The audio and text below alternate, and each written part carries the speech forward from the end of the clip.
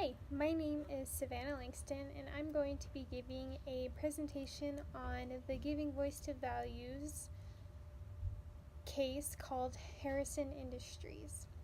The background of this case is Mason, a new hire, is a new accountant at Harrison Industries. She has two others in her office. She was asked by one of her superiors to accrue a service payment for a division that was closing. She had not heard that this division was closing. This is the first time she had actually heard of this. And she was unsure about this accrued that she was making and wasn't sure if she should do this. She was told that making the entry would raise their revenues by $5 million.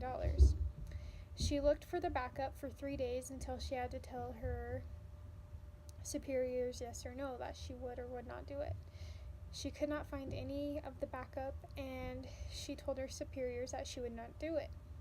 They threatened to terminate her employment because she was not willing to make this transaction. She was very concerned about this and realized that this is probably fraudulent behavior that is happening here at Harrison. The first question deals with, are there any arguments for the company against Mason? There are a few arguments to support the making of this fraudulent journal entry, and they're not good arguments. The only argument is if this service industry really is closing and they really have accrued this actual revenue that's been earned by the company, then they could make this journal entry. However, that would be really hard to prove since there had been no one had said anything about the division closing before this point.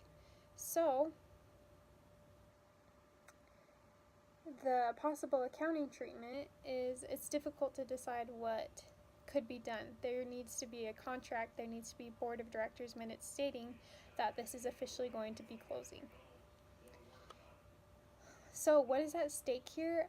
It seems like there's not much at stake for the company. This industry seems like they're doing really well, and the actual sales are already above the projected sales for this year. So it doesn't seem like the company's going to bankrupt, and it just seems that they are actually being greedy. And what is her obligation to the company?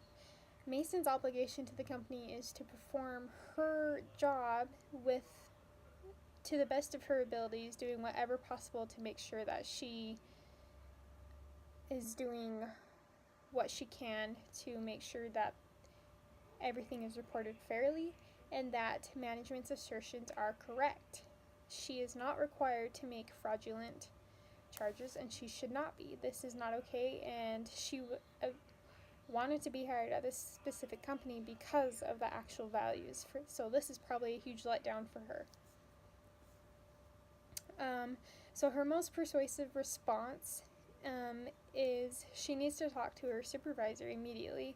She needs to be clear and concise about her decision not to make this charge. She needs to state clearly that she will not do anything unethical unless they can prove that this division is actually closing and that we have actually made the revenues and that they have actually been earned and that they're not overstated. She should state that she's not willing to compromise her values to make the financials look better. This is never a good idea, and we've seen in history how this turns out if someone is not willing to do this. She could bring up that as well, the history of others who have done this. The most effective approach would to have her keep calm and stand her ground. She knows what's right. She knows what's ethical. The company should know what's ethical. She was interested in the company because of its values. So she needs to explain to her superiors that this is not ethical and she is not willing to do this. And I think if she does this, she will end out on top. Whether or not she is fired because she didn't do it or she's fired because she does do it and loses her license. So in all, it comes down to the fact that she needs to choose to be ethical and let her superiors know that she is not willing to make the adjustments if it has not been earned and if it is not truly what's going on with the company. Thank you, and this is my presentation on Harrison Industries Giving Voice to Value case.